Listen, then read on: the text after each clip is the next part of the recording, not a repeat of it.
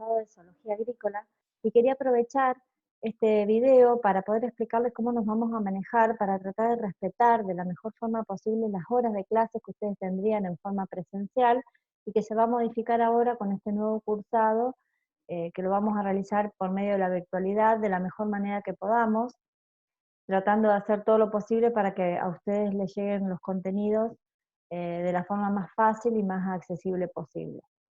Nos vamos a organizar de la siguiente manera. Nosotros en el cursado presencial teníamos los lunes clases teóricas de 2 horas y los miércoles las clases prácticas de 1 hora y media. Por lo cual, yo los lunes les vamos a subir las clases teóricas por distintos tipos de materiales, PowerPoint, PDF, bibliografía adjunta, para que ustedes puedan tener todo lo que necesitan para ese tema, para poder estudiarlo para el examen final. Y el día miércoles les vamos a subir una actividad que por lo general va a ser obligatoria, y que nosotros vamos a pedir una devolución de esa actividad para tener un registro del cursado de ustedes. Esa actividad que le vamos a dar los días miércoles no va a llevar, no les va a consumir más de 1 hora y media, ¿sí? Que era lo que son las horas de cursado que ustedes tienen. Y en la misma también, en algún momento podemos hacer algún tipo de coloquio, evaluación, ya vamos a ver de qué manera lo vamos a ir implementando semana a semana. Ustedes una semana antes van a tener el material para poder estudiarlo para ese miércoles o para hacer la actividad que tengamos que hacer. Por esta primera semana, ya que el cuatrimestre empieza el primero, que es día miércoles, yo la teoría de esta semana se las voy a subir el día miércoles, por lo cual esta semana no vamos a tener trabajo práctico o parte práctica, y recién vamos a arrancar la semana que viene. Les subí en el entorno virtual el cronograma que tenemos planificado para este año, y fíjense que en ese cronograma están los 2 parciales. Obviamente que dada la circunstancia, no vamos a poder hacer esos 2 parciales, ni tampoco sabemos si ustedes, al no poder salir a buscar insectos, si vamos a poder armar la caja entomológica para fin de año, pero lo vamos a ir viendo con el transcurso y viendo cómo se van desarrollando los acontecimientos con el correr del tiempo. Así que les pido paciencia, ¿sí? A todos, y que estamos todos aprendiendo, si bien algunos tenemos más experiencia y hemos hecho cursos de cómo dar a distancia clases, todavía, o sea, no tenemos esa expertise en la universidad, así que les pido que nos tengan paciencia también a nosotros y vamos a tratar de transitarlo de la mejor forma posible. Cuando damos clases a distancia hay una cuestión que es muy importante y que es la comunicación entre el docente y el alumno. Así como yo le voy a pedir a ustedes que me den una devolución a veces en cuanto a lo que yo les estoy pidiendo, también ustedes deben exigirnos a nosotros como docentes que respondamos ante sus requerimientos, porque es la única forma de que ustedes puedan aprovechar esto. Por lo cual, para complementar la clase, lo que yo les pido es esto: si ustedes un lunes yo les subo la teoría, que tengan toda esa semana, y durante toda esa semana eh, tengan tiempo para generar dudas y consultas. Esas consultas, ¿dónde las van a poder subir? En el entorno está organizado por semanas de clases y por temas. Entonces, en cada semana va a haber un foro de consulta para la temática que se desarrolla durante esa semana. Así que les pido por favor que todas las consultas que tengan las vayan subiendo ahí, y yo una vez por semana, es decir, la cátedra una vez por semana, lo que va a hacer es darle respuesta a todas esas preguntas. Lo podemos hacer por medio del foro, que es una buena alternativa. ¿Por qué? Porque nos permite compartir, ¿sí?, la opinión de todos, y la respuesta va hacia todos los alumnos. Por eso que me parece que es la mejor medida. Si más adelante vemos la posibilidad de que podamos hacer, por ejemplo, una teleconferencia, una conferencia por medio de este sistema que estamos usando, que es el Zoom, que es muy práctico, pero que a veces la conectividad no es la mejor, o me puedo comunicar con el delegado del curso y que me agreguen a algún grupo de WhatsApp donde yo pueda ahí ir dándoles respuesta a las consultas que ustedes tienen, o transferírsela tanto a Leodoro o a Isabel, cuando sea alguna consulta que la tengan que responder ellos. Así que bueno, vamos a ir viéndolo y acomodándolo con el transcurso del desarrollo del cuatrimestre. En principio hoy ustedes la de la clase pasada vieron una parte muy general de la materia con Isabel. Y ahora vamos a seguir también con una parte que es bastante general, pero que la va a utilizar durante todo el cuatrimestre muchos conceptos que suelen ser importantes. Por un lado, todo lo que es ontogenia, metamorfosis, formas de reproducción que tienen los insectos, y en una segunda parte todo lo que es morfología externa. A lo mejor lo de morfología externa es más fácil que ustedes lo vean solos, que lo puedan ver. Los PowerPoint en PDF van a estar subidos completos al entorno virtual, porque la clase esta que yo les puedo dar ahora tiene un tiempo acotado y probablemente no pueda desarrollar toda la temática. Solo les voy a dar una orientación sobre qué es lo más importante y de los temas más importantes para ir a hacer un desarrollo un poco más grande. Vamos a empezar entonces con esta primer clase, que es sobre ontogenia, como les dije.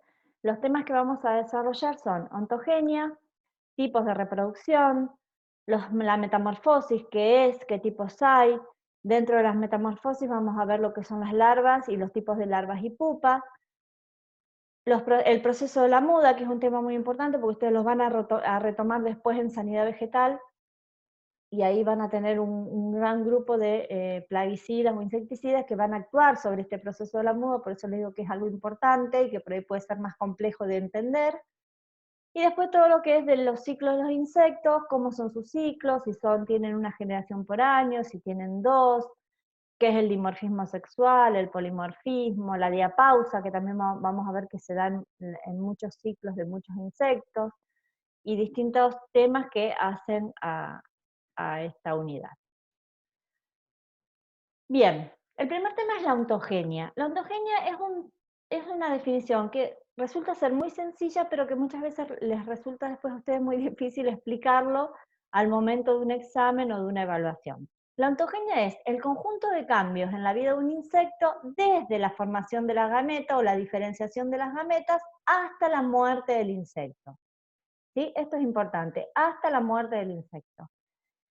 La ontogenia tiene tres etapas, la etapa preembrional, la etapa embrional y la etapa postembrional. La etapa preembrional va o se extiende desde la diferenciación de las gametas hasta la conjugación. ¿Sí? En esta etapa está involucrado todo lo que está referido a la morfología interna, donde van a ver la clase que viene, los aparatos reproductores femeninos y masculinos, y ahí van a ver cómo se da la diferenciación de las gametas, cómo va evolucionando, hasta que se produce la conjugación, que es el momento final de esta etapa. La etapa embrional va desde esa conjugación de gametas hasta el nacimiento del individuo. ¿Sí? En esta etapa vamos a ver cuáles son los tipos de reproducción que tienen los insectos. Y en la etapa postembrional va desde el nacimiento de las formas juveniles hasta la muerte del insecto. Y ahí vamos a ver lo que son los tipos de metamorfosis. ¿Sí? Entonces, resumiendo, la ontogenia es el conjunto de cambios que se da en la vida de un insecto desde la diferenciación o formación de las gametas hasta la muerte del insecto. La etapa embrional, dijimos que la preembrional la vamos a dejar para la semana que viene, vamos a ver los sistemas reproductivos.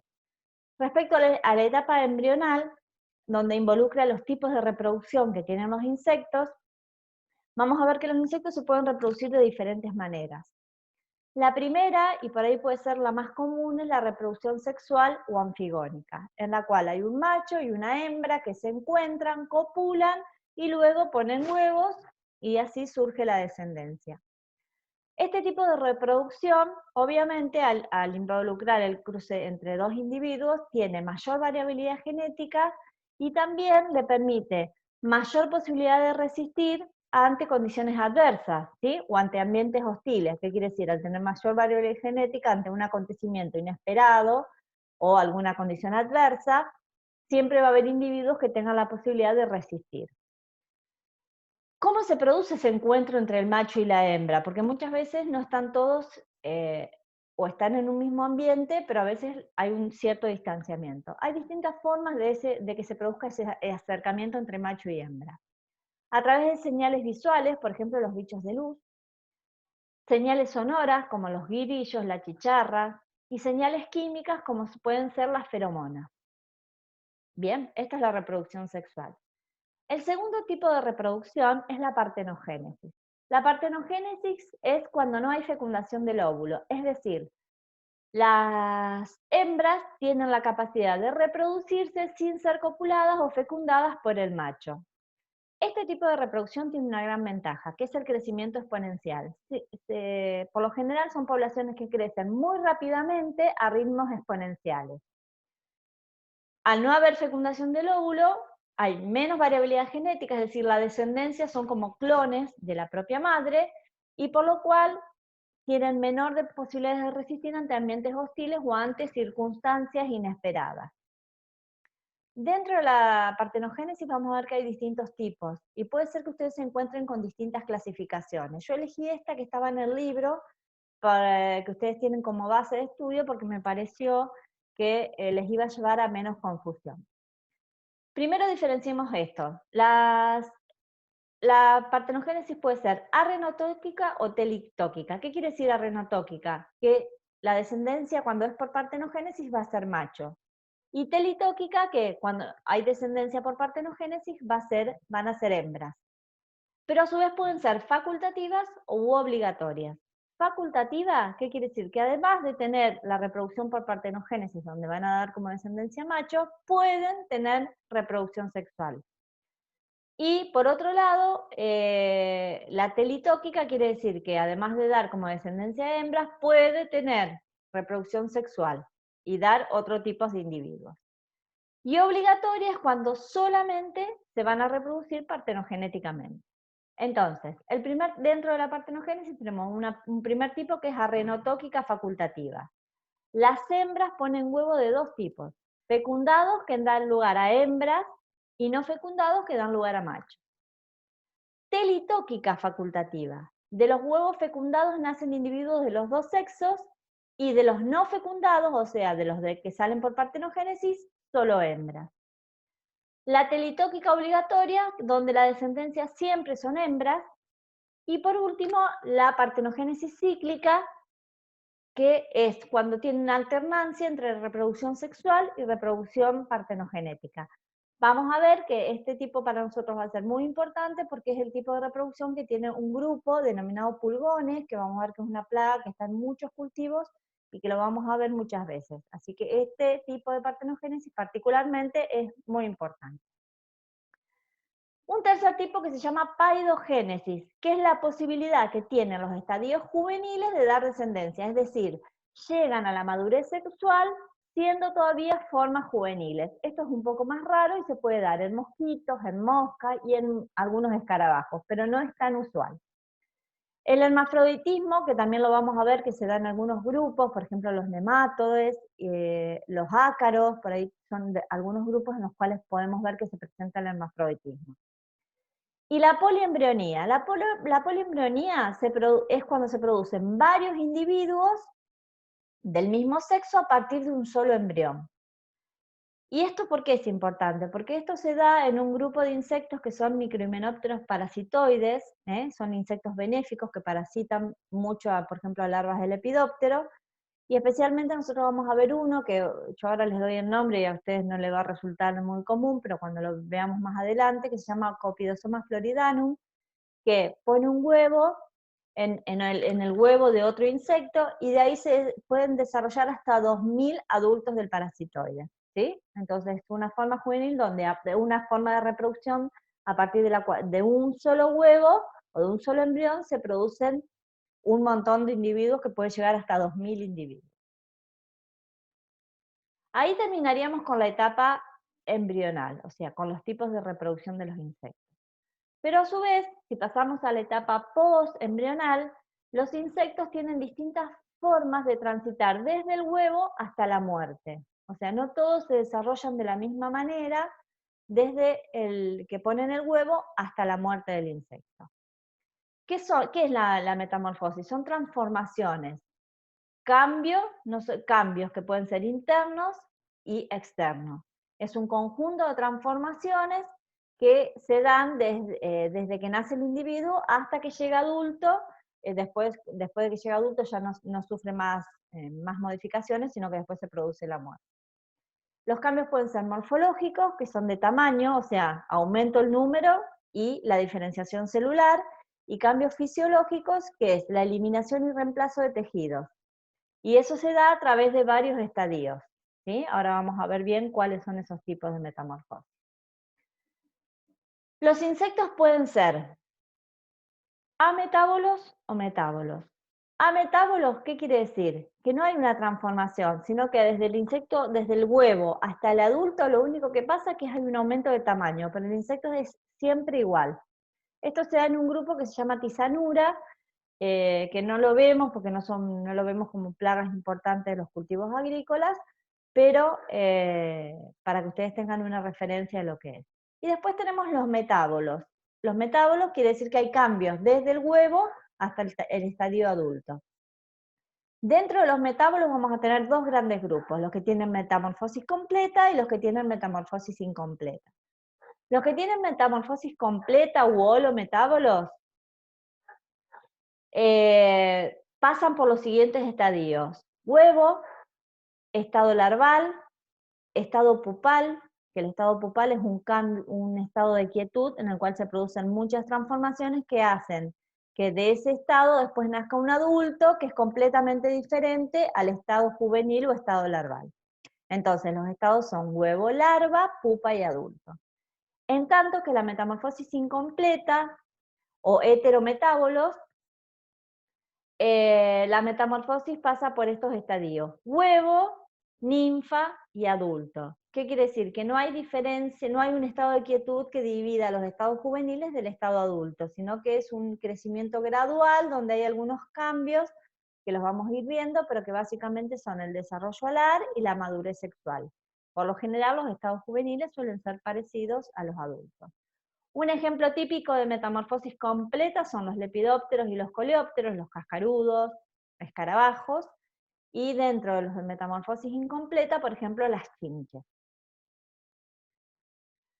La metamorfosis completa u holometábolos pertenecen a lo que nosotros conocemos como división endoterigota. ¿Qué quiere decir? Que el desarrollo alar es interno. Cuando ustedes van viendo que las larvas van pasando de un estadio a otro estadio, en un momento se le ve las alas, o sea que el desarrollo alar se va dando internamente.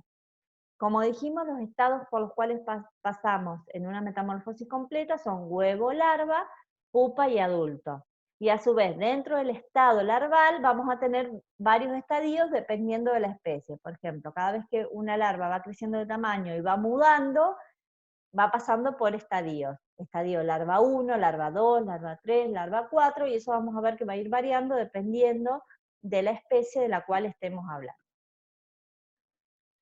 Dentro de la metamorfosis completa también hay distintos tipos. Un tipo es la hipermetabolía. Esa hipermetabolía, ¿qué quiere decir? Que hay variación que pueden ser externas o internas en los distintos estadios larvales, es decir, las larvas no son todas iguales.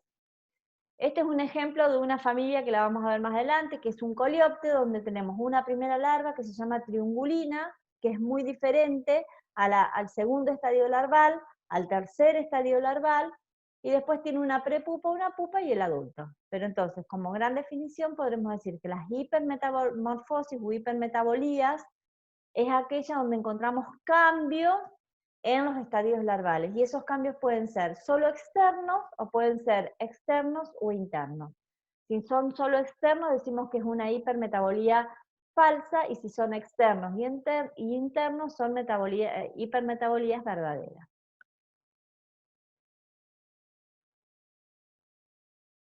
Bueno, el estado larval, digamos, es un estado donde el insecto por lo general tiene una gran alimentación y crecimiento.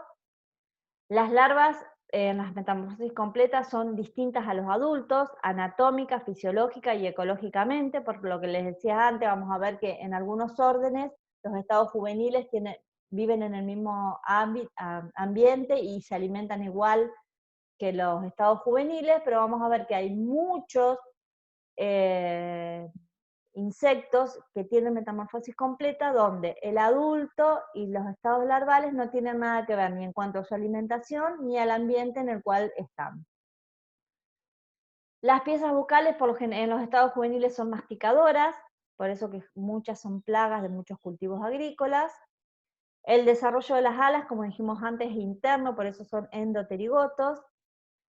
Y al final de los estados larvales, por lo general dejan de alimentarse, se ponen más inactivos y se forma lo que denominamos prepupa para pasar luego a la pupa o el estado de quietud. Estas larvas, en los distintos desarrollos de la metamorfosis completa, van a ir variando, no todas las larvas son iguales. Y la clasificación de las larvas se da principalmente ¿por qué? Por el número de patas que poseen. Y esas patas pueden ser torácicas, que son los 3 pares que después van a estar en los adultos, o falsas patas o espuripedios o patas abdominales, que vamos a ver en que en algunos tipos de larvas se da. En base a eso podemos clasificar las larvas en ápodas, sin patas, o sea, no presentan ningún tipo de apéndice, viven por lo general en ambientes húmedos y acá hay 3 grandes tipos. Las vermiformes, que son como troncocónicas, tienen una parte más aguzada, que es donde está la cabeza, y es típica de las moscas. Las cúrculo-uniformes, característica de los gorgojos, están muy encorvadas, ¿sí? Y por lo general están en el suelo. Y las apoidiformes, similares a las cúrculo-uniformes, pero no son tan encorvadas, o sea, no presentan esa curvatura tan marcada. Después tenemos oligópodas. ¿Qué quiere decir oligópodas? Que tienen solo los 3 pares de patas abdominales. Y aquí tenemos un grupo un poco más diverso, donde tenemos 4 grandes grupos, y la mayoría de estas pertenecen al orden Coleoptera, ¿sí? Que lo vamos a ver más adelante. El primer grupo, Campodeiforme o Tisanuriforme, es el típico de las vaquitas benéficas. Estas larvas, fíjense que tienen patas muy desarrolladas porque van a ver que son depredadoras, por lo cual necesitan moverse para ir en busca de sus presas. Perdón. El ateriforme, son gusanos que están en el suelo, fíjense que tienen el cuerpo muy esclerosado, de color amarronado, alargadas. Cerambiciformes, también se les denomina larvas cabezonas, fíjense que se ve como la cabeza ensanchada, pero en realidad lo que tiene ese ensanchamiento es el tórax. Son larvas que tienen patas. Si bien tienen los 3 pares de patas torácicas, son muy chiquititas porque vamos a ver que son taladros. Generalmente cavan galerías dentro de los troncos, por lo cual no necesitan un gran desarrollo de patas. Y la escarabeiforme, que es la típica de los gusanos blancos. Los gusanos blancos, vamos a ver más adelante, que son plagas claves en muchos cultivos, y es una larva muy encorvada, con cabeza de color más bien rojiza, con 3 patas también bien llamativas. El final del abdomen por lo general está ennegrecido porque van comiendo y a medida que comen van incorporando tierra dentro del organismo. Es una larva que la vamos a ver mucho porque son plagas muy importantes. Y por último, las polípodas. ¿Qué quiere decir polípodas? Que tienen los 3 pares de patas torácicas, pero además tienen espuripedios o falsas patas abdominales.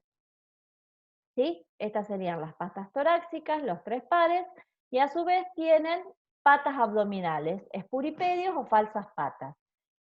Según la cantidad de espuripedios que tengan, a su vez vamos a tener 2 grupos, limaciformes y eruciformes. Limaciformes tienen 3 pares de patas torácicas y más de 5 espuripedios. Esto vamos a ver que es el caso típico de una avispa, que la vamos a ver más adelante, que es la babosita del pétalo. Y las eruciformes, que son muy importantes, tienen 3 pares de patas torácicas y hasta 5 espuripedios, y ya vamos a ver más adelante por qué decimos hasta 5 espuripedios, porque pueden tener menos. Y este tipo de larvas son sumamente importantes porque son las larvas de los lepidópteros, y acá vamos a encontrar la mayor grupo de plagas de casi todos los cultivos importantes que tenemos en la zona. Soja, maíz, cultivos hortícolas, frutales y demás. Así que es una larva que es muy importante. Después del estado larval, dijimos que teníamos el estado pupal. El estado pupal es un estado de quietud, de inactividad. Sin embargo, si bien el insecto no se alimentan y tienen movimientos en algunos casos muy reducidos, es un estado muy importante. ¿Por qué? Porque en él se producen cambios internos tan importantes, donde se produce histólisis, histogénesis, es decir, destrucción de tejidos viejos y formación de tejidos nuevos, que hacen que de una larva después salga, por ejemplo, una mariposa, es decir, dos individuos que son completamente distintos. Y todos esos cambios se dan adentro de ese estado pupal. El gran problema que tiene este estado, que por lo general es un estado que puede ser en el suelo o sobre la planta, pero muchas veces es vulnerable a las condiciones adversas, a los enemigos naturales, a los predadores, porque no tiene capacidad de defensa.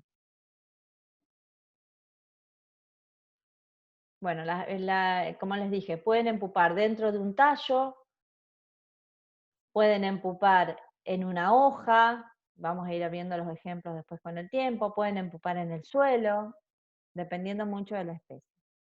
Y por último tenemos la clasificación de pupas, ¿sí? Así como las larvas las clasificamos, las pupas las vamos a clasificar según el grado de adhesión de las patas y alas al envoltorio pupal. Cuán adherida cuánta movilidad tengan esas patas y alas. El primer tipo es la crisálida. La crisálida es la pupa típica de los lepidópteros, ¿sí? Esta pupa tiene movilidad en la parte final del abdomen, que sería esto, y tiene adherida o parcialmente adherida lo que es alas y patas, ¿sí? Pero si uno la agarra, vamos a ver que es una larva que tiene una cierta movilidad, y que eso nos permite ver si esa pupa está viva, si hay vida dentro de esa pupa, o si el insecto por ahí está muerto o sufrió algún tipo de problema. La pupa libre, que es esta, donde hay muy poca adhesión entre las patas y alas al envoltorio pupal, es la típica, por ejemplo, de las abejas, las avispas, y como pueden ver acá, la pupa es muy similar al estado adulto, o sea, uno ahí ya puede diferenciar el estado adulto que va a salir de esa pupa. O sea que la adhesión de patas y alas es muy reducida. Y por último, la pupa cerrada o en barrilito, que es la típica de los dípteros. Acá está el adulto que van a hacer de acá, está completamente cubierto por este barrilito o esta envoltura, y hay una adhesión total de las patas y alas, por lo cual no se ve movilidad desde afuera. Bueno, como resumiendo, digamos, ¿quiénes tienen metamorfosis completa? Las mariposas, los cascarudos, las moscas, las abejas. Y la metamorfosis incompleta, gradual o heterometabolía, que dije que es típica de las chinches, de los pulgones.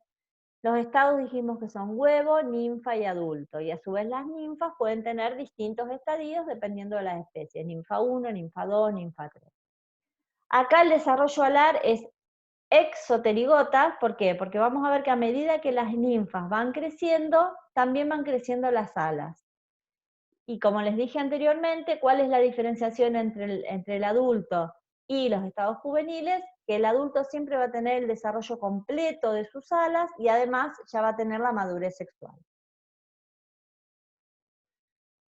Obviamente que también en las metamorfosis incompletas hay distintos tipos, nosotros los vamos a resumir en tres grandes grupos: los que son paurometábolos, es decir, que las ninfas y los adultos tienen igual hábitat, generalmente el mismo hábito alimenticio, por ejemplo, langostas, chinches, pulgones. Las ninfas son muy parecidas a los adultos, lo único que les falta es el desarrollo alar y la madurez sexual. La hipometabolía, que es la típica de las chicharras, ¿qué quiere decir? Que los estados juveniles los pasa debajo de la superficie de la tierra, y el estado adulto lo hace ya en las partes aéreas.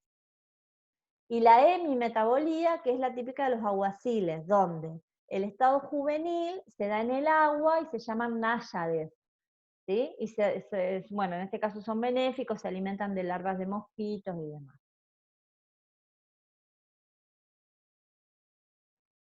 Bueno, acá tienen un cuadro que lo pueden ver después ustedes, diferenciando larvas y pupas. Y por último, lo que es la neometabolía o remetabolía. A ver, es una metamorfosis intermedia entre lo que es una metamorfosis completa y una metamorfosis incompleta.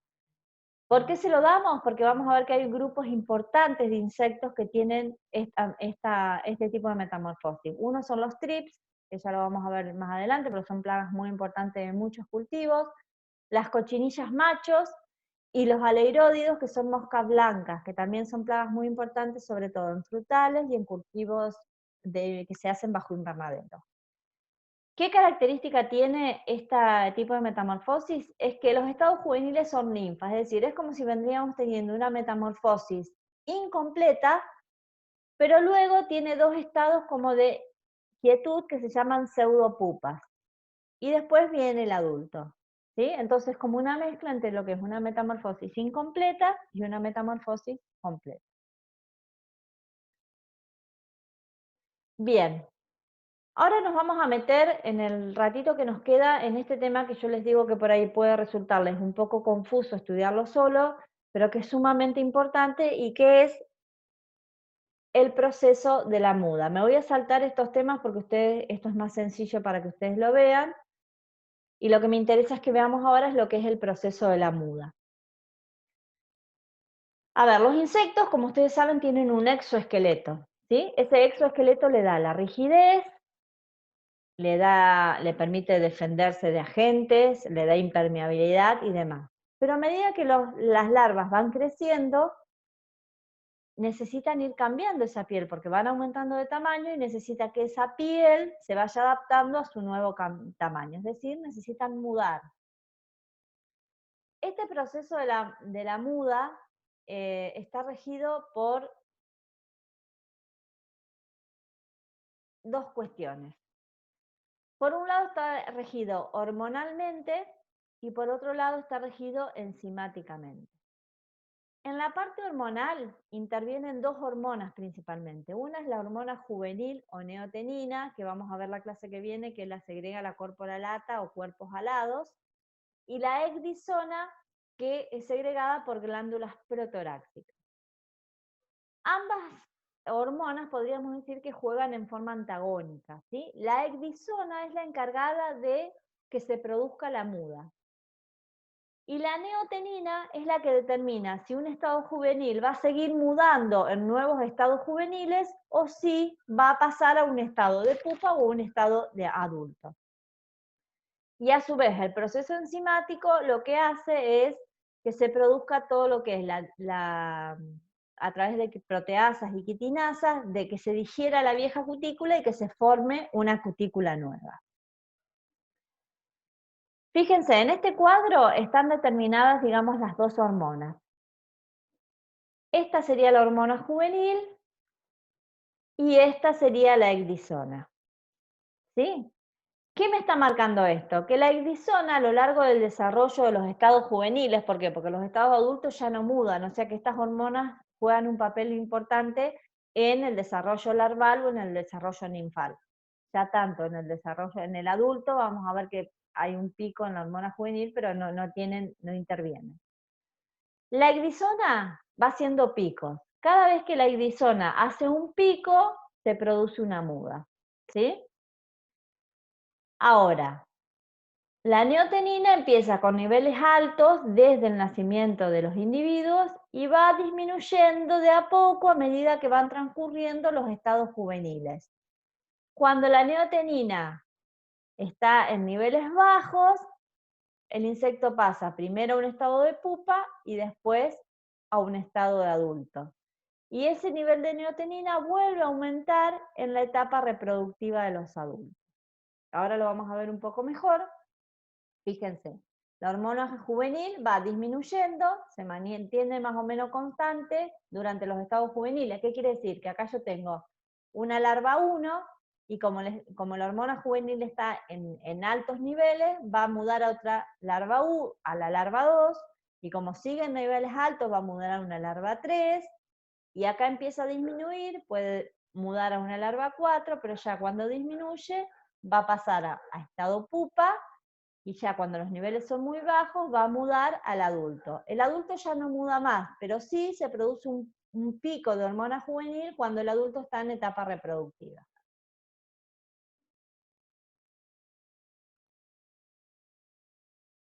Bueno, acá hay un cuadro donde podríamos explicar dentro de una metamorfosis completa cómo se van provocando los picos y cómo van variando cada una de las hormonas.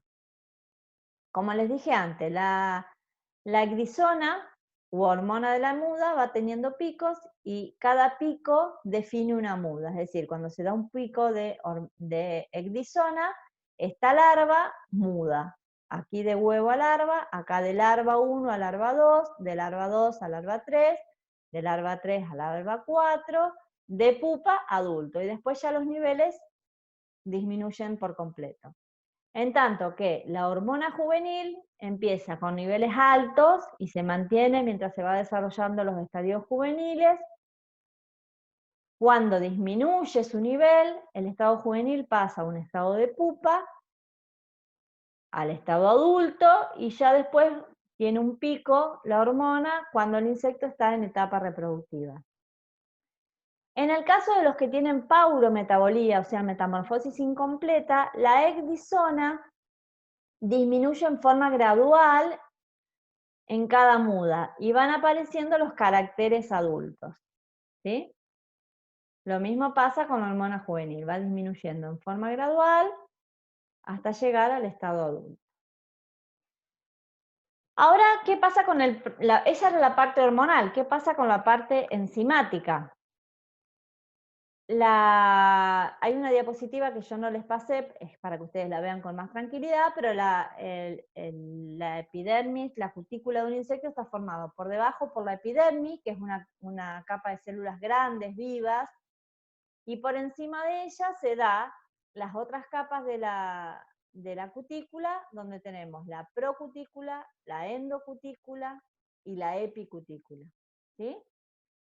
Entonces, en este proceso enzimático, lo primero que pasa es una separación de la vieja cutícula, o sea, se separa la vieja cutícula de la epidermis, eso se llama apólisis, y se empieza a segregar un fluido que se llama fluido de la muda entre la epidermis y la cutícula. Ese líquido de la muda, ¿qué hace? Va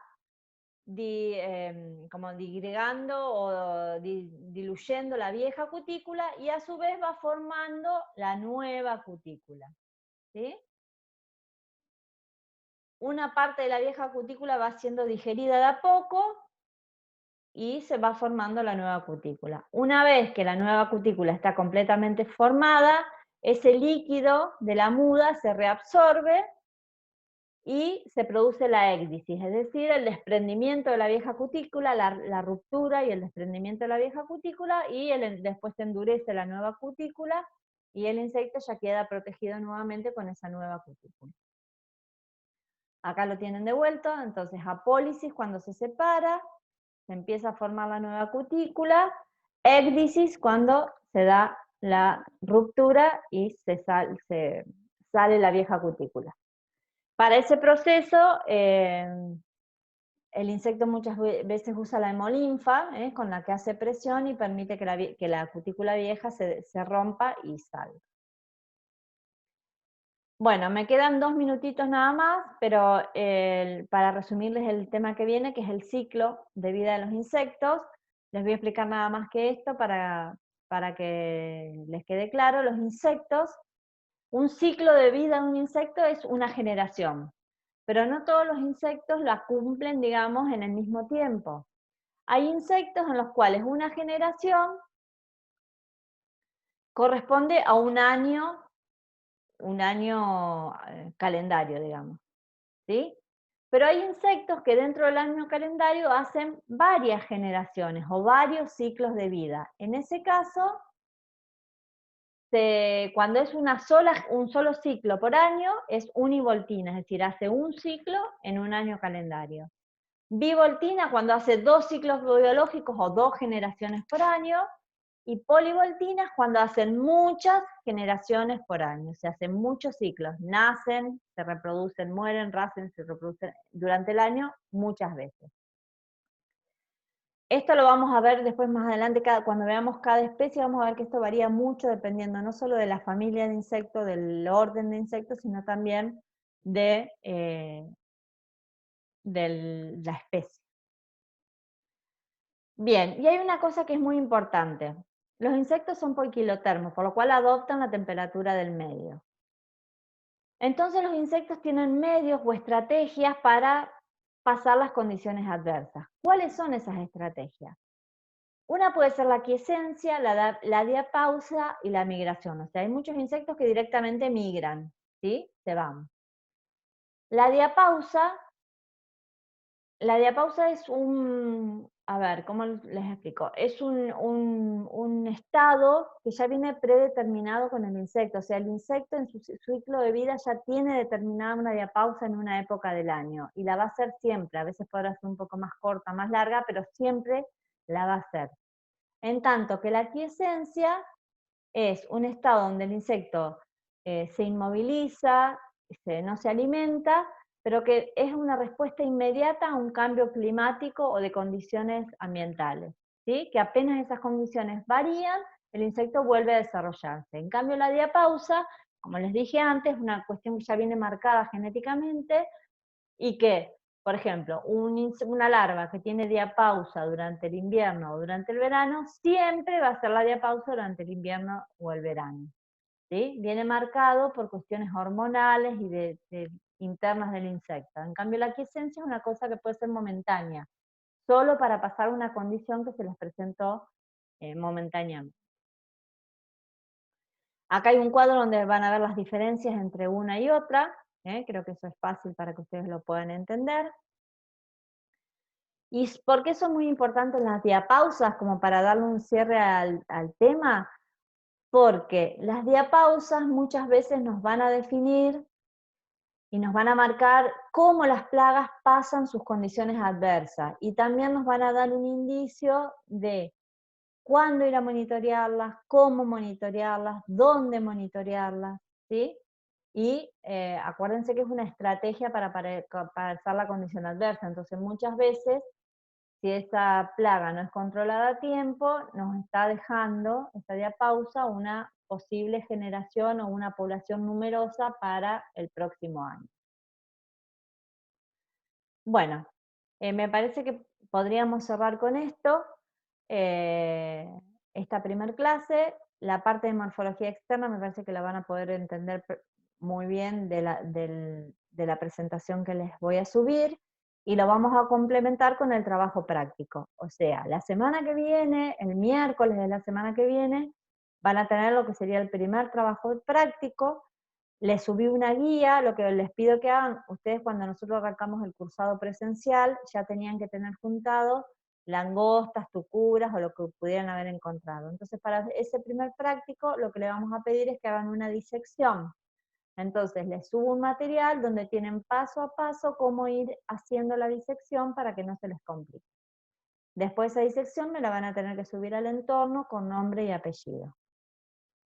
Bueno, muchas gracias y espero que estén todos bien, y nos vemos la próxima. No sé si va a ser de esta forma, veremos cómo a ustedes, si les resulta mejor tener esta pequeña explicación mía, o si solo con los apuntes se pueden arreglar, lo vamos a ir viendo con el transcurso del tiempo. Acuérdense que la cátedra en conjunto, estamos a su disposición para hacer lo más llevadero posible esta cursada a distancia, y para no dejar cuestiones y contenidos sin que ustedes puedan verlo.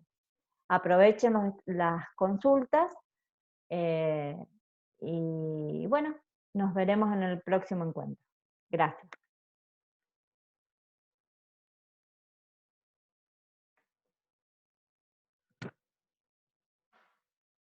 ¿Y por qué me deja hacer más tiempo si supuestamente son 40 minutos?